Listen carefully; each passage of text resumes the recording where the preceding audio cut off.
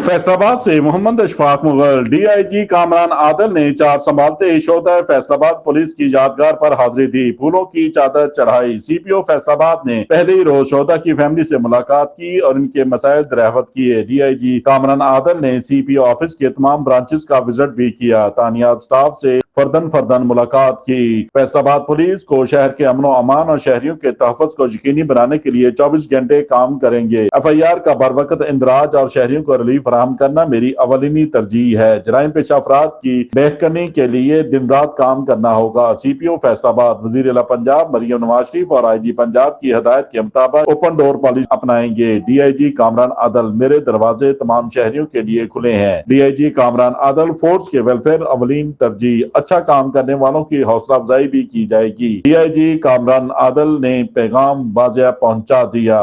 देखते रहिए GS news. इस वीडियो को लाइक करें, हमारे चैनल को सब्सक्राइब कर बेल आइकन जरूर प्रेस करें।